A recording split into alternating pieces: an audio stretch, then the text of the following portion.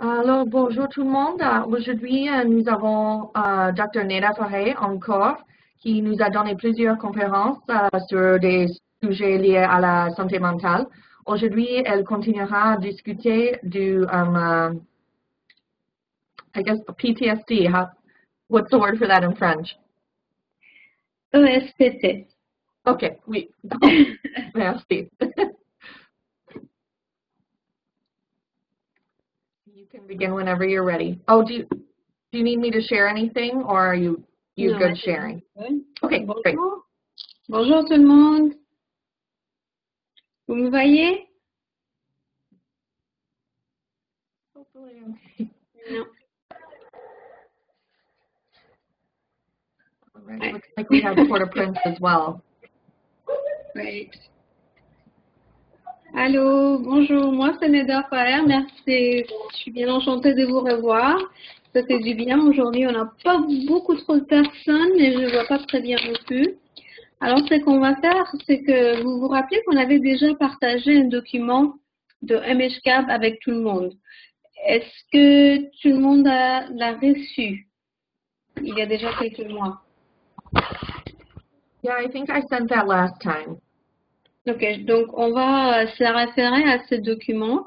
En même temps, on va regarder la présentation ici, qui vient toujours de OMS, Organisation mondiale de santé. Donc aujourd'hui, ce qu'on va faire, c'est qu'on va regarder les deux états. On avait déjà parlé un peu de stress aigu et de stress post-traumatique. Il y a eu beaucoup de questions, surtout pour les différencier. Alors, ce qu'on va faire aujourd'hui, c'est qu'on va se concentrer sur les deux et ce qui différencie l'un de l'autre. Alors, je vais partager. I'm going to share the screen. You let me know if you see that.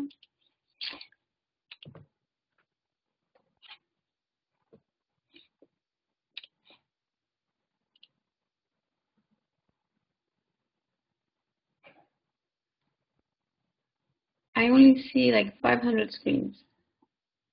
Trying minimizing video, and what are you trying to share? PowerPoint. So open up your PowerPoint. Yeah. So and you can maximize that. I can see it now, but you can maximize it if you want. Okay. Yes. Yes. Ok. Alors, la présentation qui nous vient de l'OMS, bon, j'ai changé un peu ce qu'on va voir, mais cette version qui nous donne l'état de stress post-traumatique a été développée surtout pour les situations humanitaires. C'est pour ça qu'ici, vous allez voir version humanitaire. C'est juste pour... ça démontre un peu les cas de crise. Alors, c'est pour ça dans les camps humanitaires, comme les camps de réfugiés, par exemple, on a toujours besoin de comprendre un peu l'état de stress post-traumatique, le ESPT. C'est pour ça. C'est juste pour vous expliquer pourquoi vous voyez un peu version humanitaire.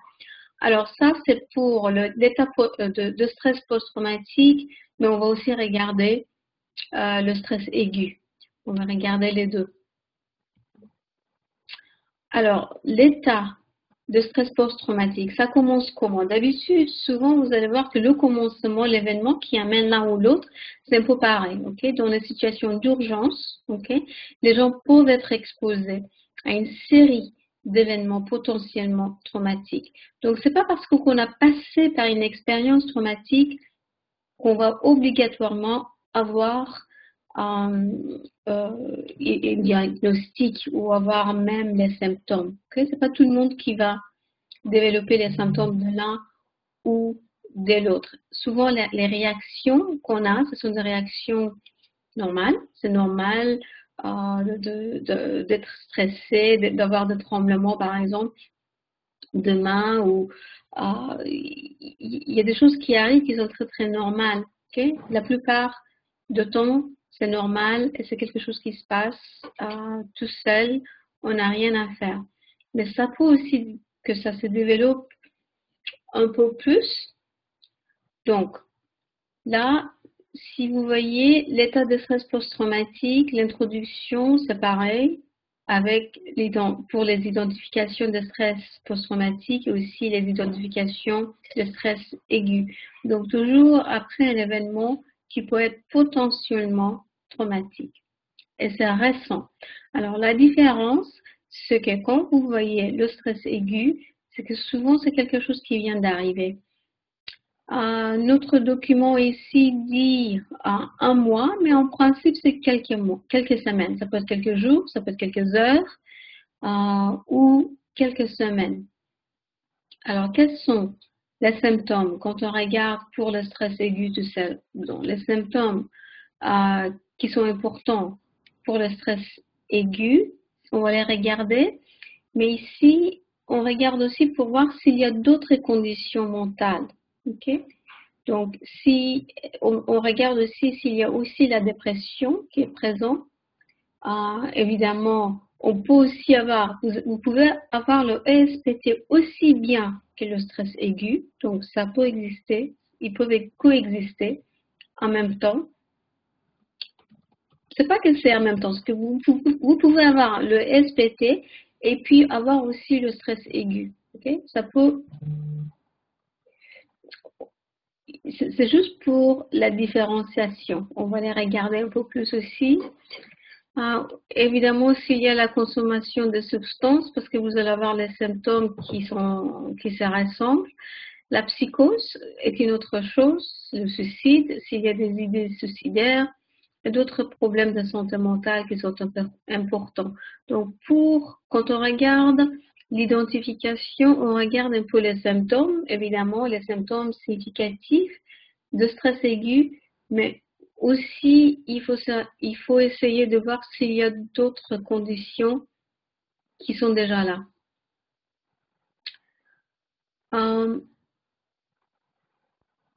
D'habitude, pour le stress aigu simple, on n'a pas une intervention. Okay? On peut avoir une intervention si les stress durs sont trop graves et que la personne est vraiment en détresse. Évidemment, on peut donner des soins plutôt psychologiques, psychosociaux, mais pas d'intervention médicale. Okay? Mais il y a quelques cas particuliers où on peut peut-être regarder les somnifères, mais on va voir ça dans quelques minutes.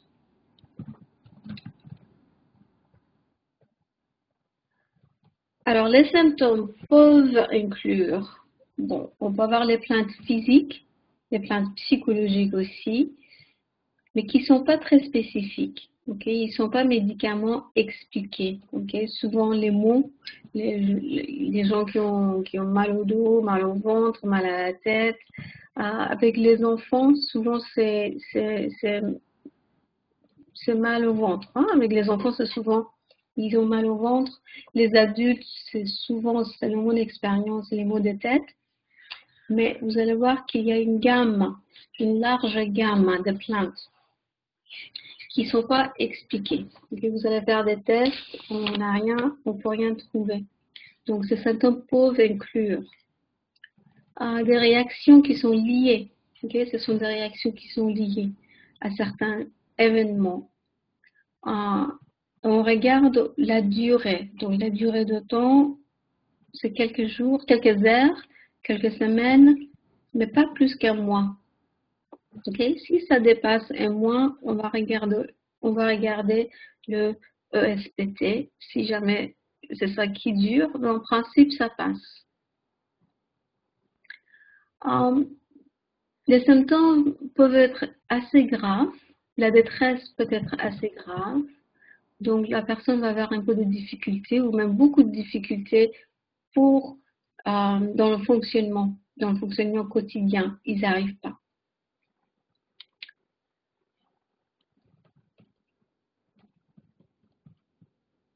Ici, donc, on va référer toujours au document MHK dont on avait parlé, ce sont des symptômes qui ne répondent pas aux critères, ok? Qui ne répondent pas aux critères de ces conditions.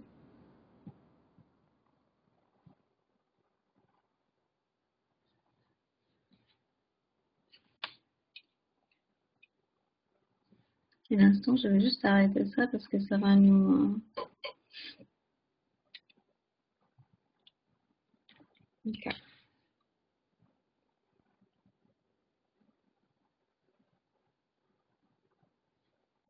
Alors, maintenant, on regarde encore. On retourne à l'ESPT, okay, toujours dans des situations humanitaires ou des crises. Okay. Ce sont des types de réactions psychologiques à la suite du stress externe.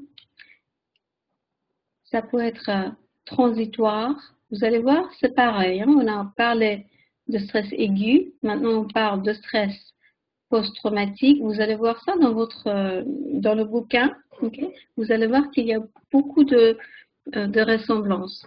Mais ce qui est différent, c'est la durée. Okay? C'est qu'on va regarder pour voir si les symptômes persistent encore après plus d'un mois. Okay? S'ils sont là, ça peut, c'est pas obligatoire évidemment, mais ça peut se développer. Okay? Ça peut se développer à un état de stress post-traumatique. C'est une des possibilités.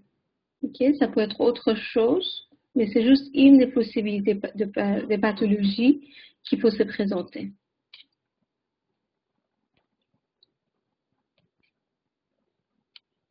Voilà, je vous laisse lire l'ensemble des caractéristiques des symptômes. Okay? Réviviscence, donc des flashbacks. Okay? C'est vraiment revivre les expériences. La personne va continuer à éviter certaines choses, certaines places, objets, situations, expériences. Si ça s'est passé au travail, par exemple, la personne ne veut plus aller au travail. Si c'est à la maison, ils ne sont pas confortables à la maison.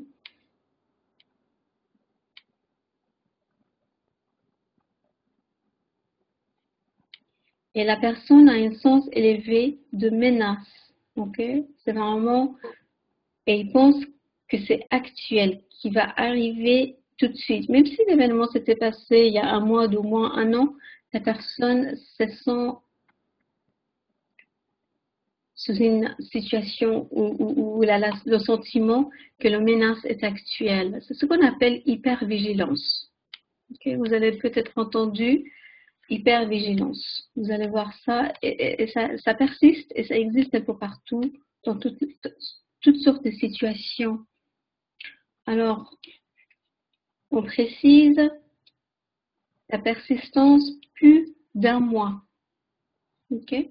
Si c'est moins d'1 mois, on n'a pas encore le stress post-traumatique. Okay? C'est plutôt le stress aigu, peut-être. Mais si ça passe, si ça dépasse et que ça persiste plus d'1 mois après l'événement, là, vous allez avoir potentiellement l'état de stress post-traumatique. Évidemment, ça a un impact. On regarde surtout l'impact. C'est un impact qui est assez important. Évidemment, c'est négatif. Et c'est un impact sur le fonctionnement. Son fonctionnement quotidien de la personne, faire à manger, s'occuper des enfants, aller au travail, aller à l'école, étudier, se concentrer, etc.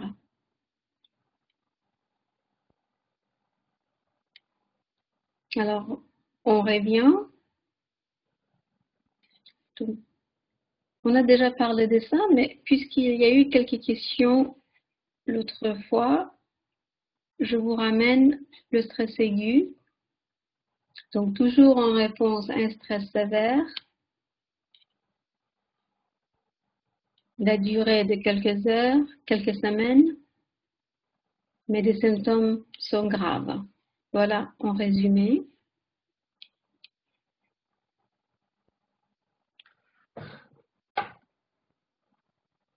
Bon.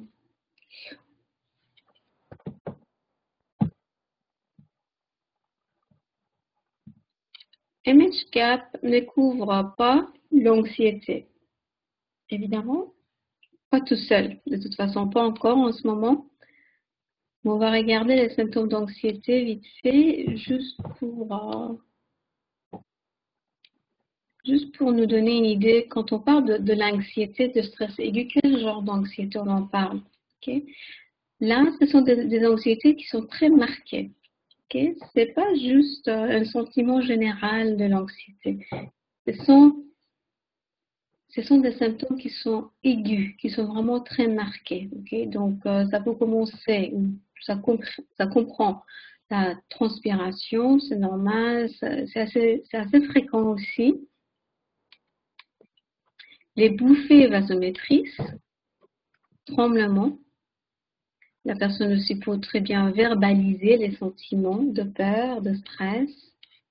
Okay? En plus de ça, en plus de ce que vous voyez comme des symptômes anxieux, c'est aussi l'évitement. Donc, la personne va éviter toute personne, lieu, objet, tout ce qui va leur rappeler de l'événement traumatique qu'ils ont connu, qu'ils ont eu. Et s'ils rencontrent ces rappels, bon là, l'anxiété va s'aggraver de façon aiguë, de façon très marquée. On parle aussi de symptômes de détachement. C'est quoi les détachements? Okay? Souvent, quand la personne souffre de stress aigu, la personne va se détacher. Okay? C'est un détachement, vous allez voir, c'est plus ou moins visible. La personne se détache de leur environnement, des gens qui sont autour d'eux. Okay? On dirait qu'ils sont en train d'ignorer les choses autour d'eux, okay? Ou les personnes. C'est un peu, s'ils étaient dans un état second, hein? Ils peuvent présenter un regard de vide. Vous allez voir, dans les yeux, c'est un regard qui est un peu vide. Et là, ça arrive parce que la personne devient très concentrée, ok? C'est assez intense et c'est une concentration et ça peut être sur les flashbacks, ça peut être sur les images qu'ils ont dans leur tête, par exemple, des souvenirs, mémoires de l'événement qu'ils ont connu, l'événement traumatique. Et là, ils ne sont pas l'accent sur leur environnement, ils ne sont vraiment pas présents là où ils sont. Voilà, c'est ce qu'on appelle le détachement. Il y avait eu aussi une question l'autre fois, c'est quoi exactement le détachement. Voilà quelques symptômes qui nous donnent ça.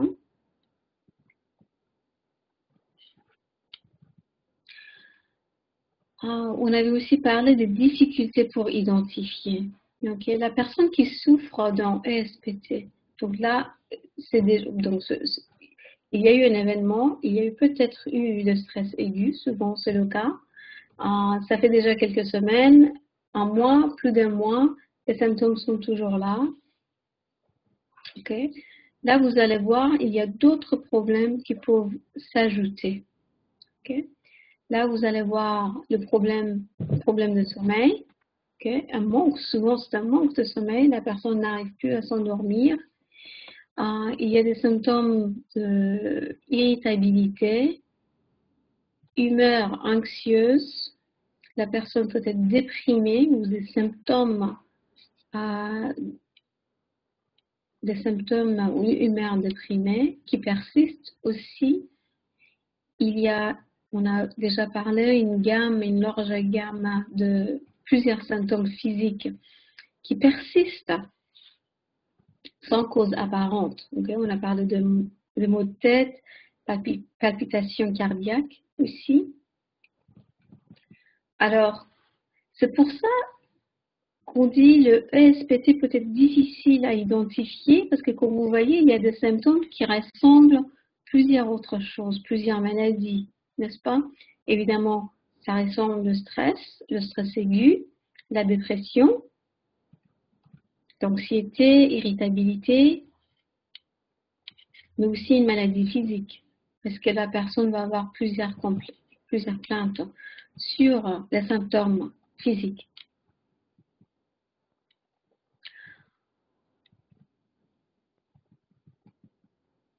Pour voir si pour la différenciation, on nous suggère 3 questions.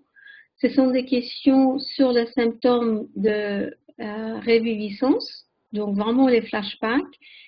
Et aussi, c'est pas juste les flashbacks, mais aussi revivre l'expérience. Est-ce que ça arrive?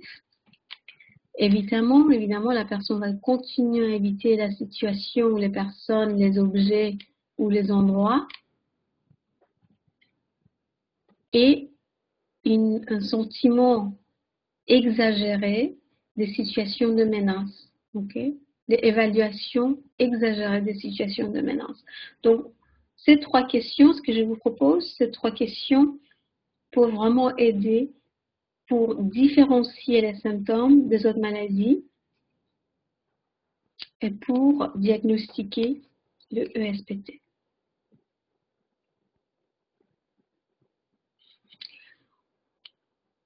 On a aussi discuté l'autre fois, les expériences traumatiques n'affectent pas les personnes de la même manière. Pourquoi? C'est dommage qu'on puisse pas se parler, que je puisse pas vous entendre, mais essayez de vous poser la question pourquoi les traumas peuvent affecter les personnes de façon différente. Donc il y a plusieurs raisons. Souvent, vous allez voir, par exemple, les hommes, tout le monde peut avoir la même expérience, mais les symptômes peuvent être très différents. Les gens ne sont pas affectés de la même manière. Donc les jeunes, les enfants, les personnes âgées, hommes ou femmes, okay? Déjà on a de différentes façons de voir la vie. On a des expériences qui sont différentes l'un de l'autre. On a aussi notre structure psychologique qui peut être différente. Notre résilience, capacité de résilience aussi peut être différente. Aussi, il y a d'autres maladies physiques, d'autres maladies psychologiques. Tout ça, ce sont vraiment des raisons pourquoi on n'a pas les mêmes expériences, on n'est pas affecté de la même manière non plus.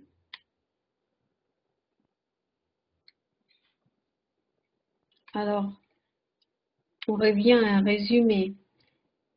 Pour le ESPT, est-ce que la personne a été exposée à un événement potentiellement traumatique il y a plus d'un mois? Si un événement s'est passé, est-ce que la personne, c'est vraiment là où on fait la différenciation? Est-ce que c'est le stress aigu, le stress ou ESPT ou autre chose? Mais aussi, s'il y a d'autres pathologies présentes. Okay? Ça peut coexister en même temps.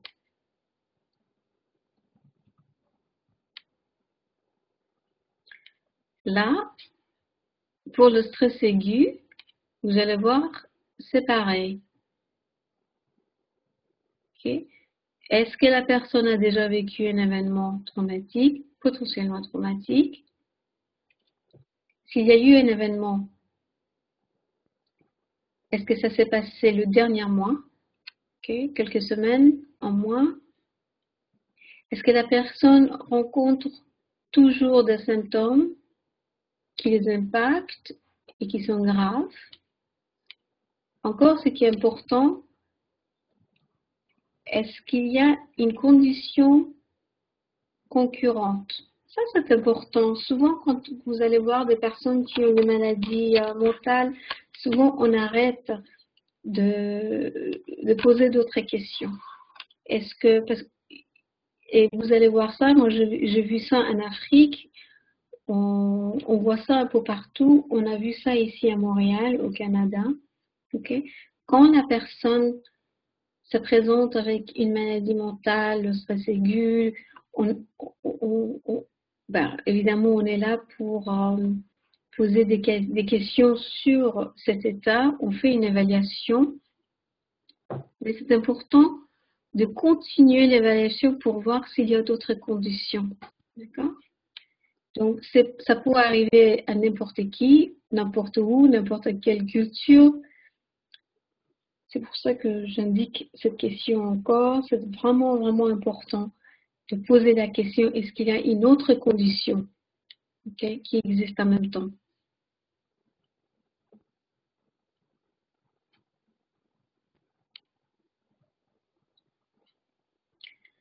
Là, on regarde de façon un peu plus près. On s'approche un peu pour les événements qui sont les exemples. Okay? Les exemples, qu'est-ce qui peut être potentiellement traumatique? On garde en tête toujours ce qui est traumatique pour moi et pour vous et peut-être pas traumatique pour autre personne. Okay? Mais il y a quelques expériences qui peuvent être traumatiques pour tout le monde. Okay? Violence physique, violence sexuelle, et ça inclut violence conjugale. Okay? Ça peut être un couple marié, qui sont ensemble depuis longtemps, mais on peut violer une femme dans le mariage, par exemple, n'est-ce pas? Donc, c'est pour ça qu'on dit violence physique et sexuelle, incluant la violence conjugale. Et ça inclut violence sexuelle conjugale. Une perte subite d'une personne, n'est-ce pas? Donc, ce n'est pas toujours... Donc, on a déjà vu le deuil, mais là, on parle d'une perte subite, hein, qui arrive de façon subite. Donc, ça, c'est pour le stress aigu, mais ça peut aussi être pour le stress ESPT. Il faut regarder les deux et la durée la durée des symptômes qui vont arriver après. Autre exemple, être témoin d'une atrocité. Okay. Ça peut être la guerre. Ça peut être un tremblement de terre. Vous connaissez ça très bien, je sais. Destruction. Surtout la destruction de sa maison, évidemment, au tremblement de terre, c'est là où on aura ça. Mais aussi les blessures. Hein. Des blessures, des accidents majeurs. Je vis même des accidents mineurs qui peuvent déclencher ces symptômes. Et voilà quelques types d'événements que vous voyez, que vous allez voir.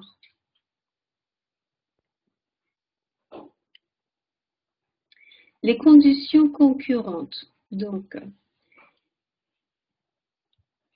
on a parlé qu'il faut évaluer pour autres maladies physiques, autres maladies psychologiques aussi, mais il faut vraiment, pour le ESPT et le stress aigu, c'est important d'évaluer pour ces 5 qu'on voit ici. Okay?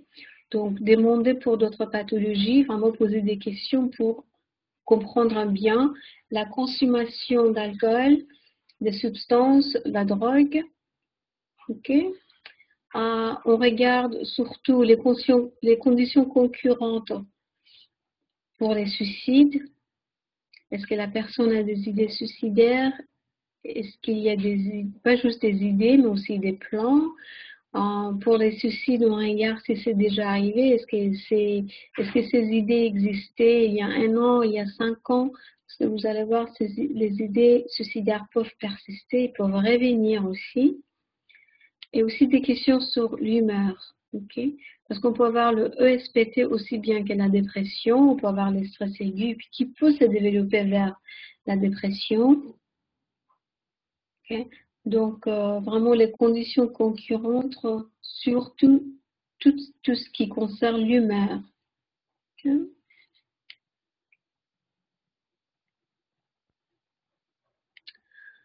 Ça, on revient vers comment faire ces évaluations.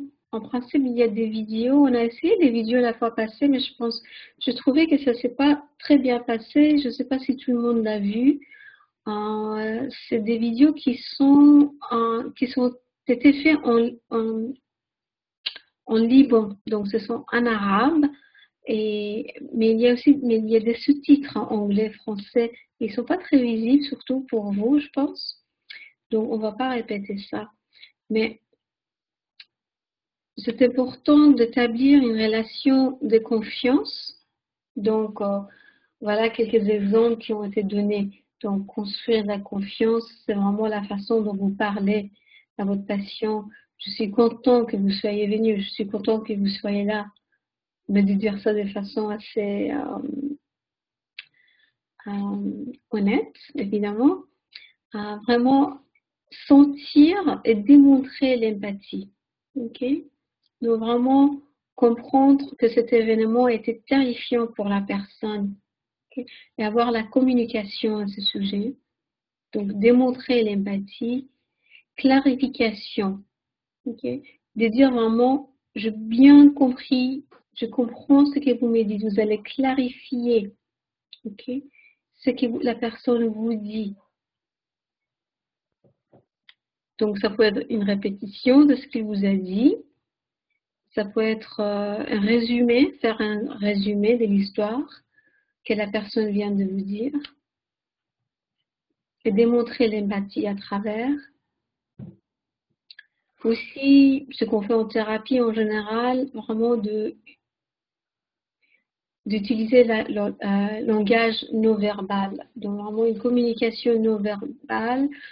Hocher la tête, se pencher vers la personne. Les gestes que vous allez faire avec les mains, tout ça, c'est vraiment des communications non verbales qu'on peut s'en servir pour démontrer l'empathie et établir une relation de confiance.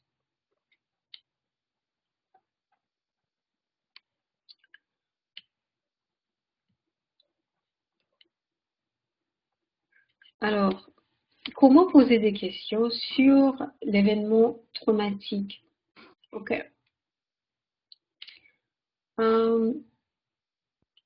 Ça, c'est un exemple. Avez-vous expérimenté des mauvaises expériences durant le désastre, durant le conflit, durant l'événement qui vient de passer?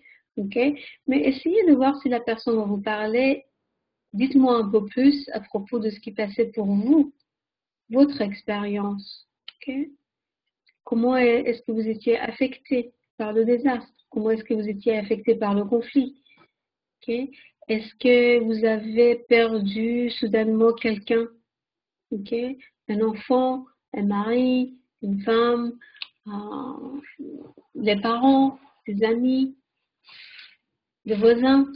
Okay? Ça peut être n'importe qui, mais vraiment poser des questions. Est-ce que vous-même, est-ce que votre vie à vous a été-elle mise en danger?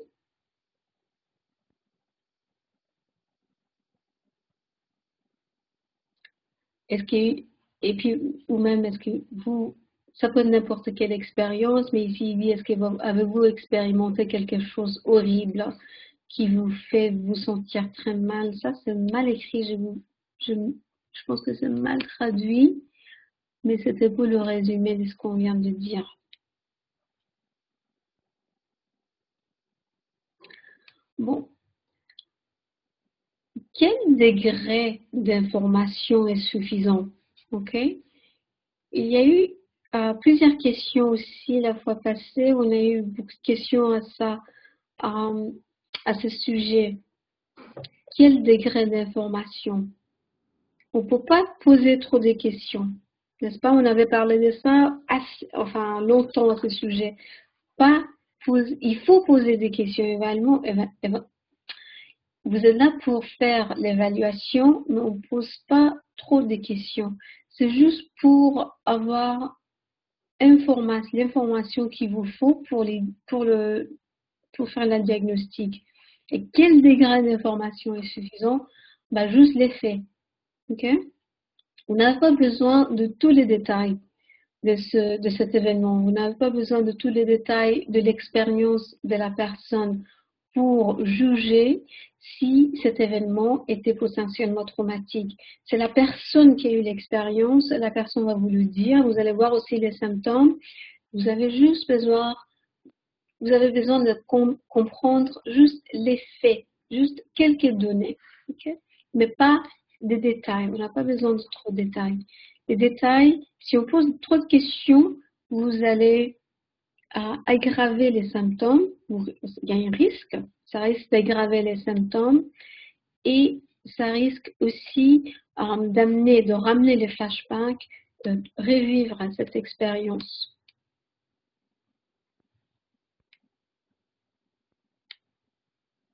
Alors, de quelle manière on pose ces questions? Les manières de demander des questions. Bon, on demande seulement les détails, mais juste les détails nécessaires pour l'évaluation, donc pas beaucoup.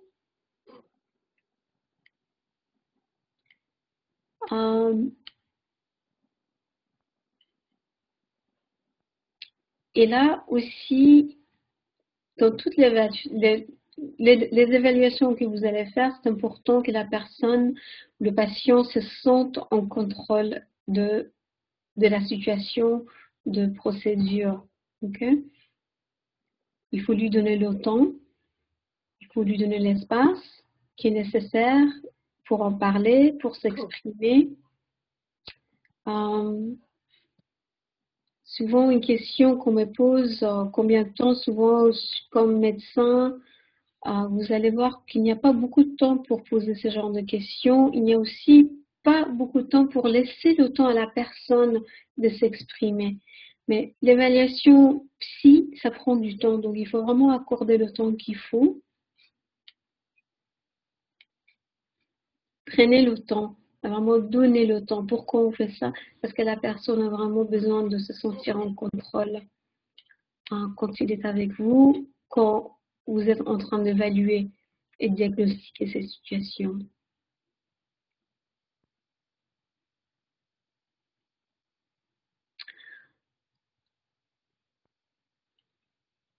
Et là, ça c'était un résumé, on a vu ça il y a pas 2 semaines, mais 2 fois passé sur le stress aigu.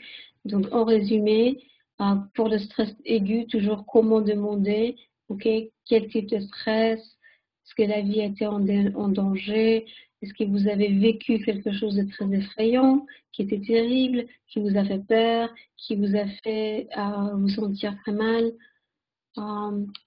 Et est-ce que vous vous sentez en sécurité? Est-ce que vous vous sentez en sécurité à la maison, chez vous, au travail, dans des lieux familiales? Okay. Combien de temps s'est passé déjà? Au moins des mois, plus de mois, quelques heures, quelques semaines, quelques mois, et ça va vous orienter pour faire la distinction, la différenciation entre les deux. S'il y a eu une perte importante, par exemple la mort de notre cher, mais là on va évaluer pour le deuil. On a déjà parlé de deuil, je pense que je vous ai donné un module, mais vous allez voir ça aussi dans votre livre, le document MHCAP. Il y a un module sur le deuil. Et si c'est déjà plus d'un mois, que les symptômes sont toujours très très importants, toujours aigus, donc il faut envisager d'autres conditions, donc la dépression, évidemment le ESPT, la dépression aussi, la psychose, et il faut aussi évaluer pour la substance, l'alcool, etc.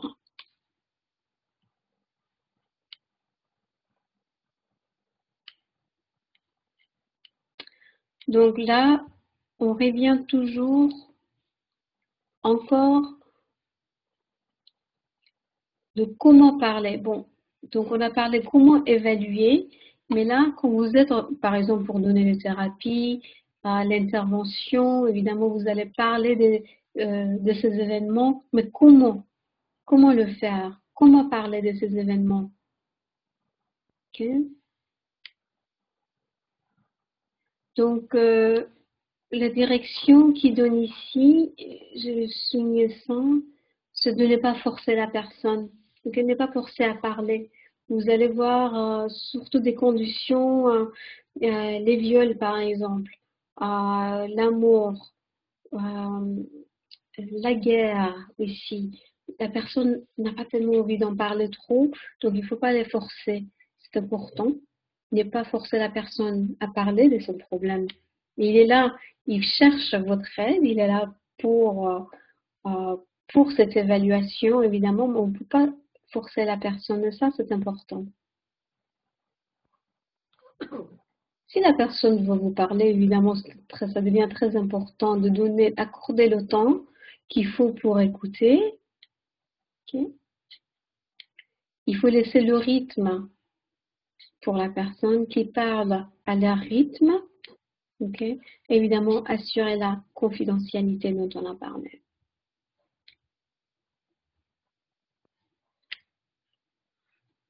Il nous reste quelques minutes.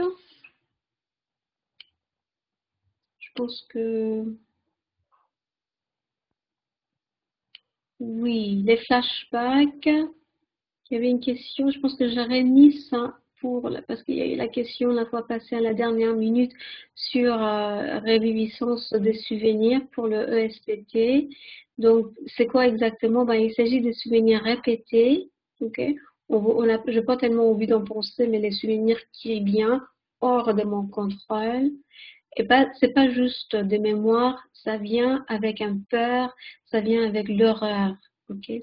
Donc, on va ressentir les mêmes sentiments quand on a eu lors de cet événement. Il y a 3 types. Donc, les souvenirs, des mémoires qui sont très intrusifs, okay? Non voulus, okay? Des souvenirs qui sont vifs et qui peuvent causer un peur assez intense. Il y a des flashbacks. Okay? La personne croit et il agit comme s'ils étaient toujours en train de revivre cet événement. Et voilà, c'est pas juste des souvenirs intrusifs, des flashbacks, c'est comme si on revient à cet endroit, à cette date. Okay? On revient, on va revivre à cette expérience avec le mémoire, évidemment, mais aussi avec les émotions. Il y a aussi des cauchemars, des rêves effrayants. Ça aussi, ça fait partie de la réviviscence. Okay? La personne a des rêves effrayants qui sont reliés à cet événement. C'est vraiment des cauchemars. Okay? Pour les enfants, il y a aussi les enfants. On a parlé de ça l'autre fois, les enfants qui font pipi la nuit, n'est-ce pas, qui ont peur aussi de noir. Pour les enfants, c'est très difficile d'en parler. Une méthode qu'on utilise ici souvent, c'est qu'on demande des dessins. On peut demander à un enfant de vous dessiner des choses. Okay? Il peut vous dessiner les rêves. Mais la réviviscence pour les enfants peut aussi se démontrer dans les dessins.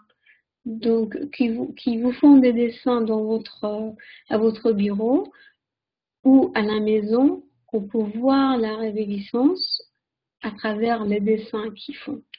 Okay? Je pense qu'on va arrêter ça et nous donner un peu de temps s'il y a des questions. On est à 8h57. Amanda, I think we can go to questions. Yeah, sure.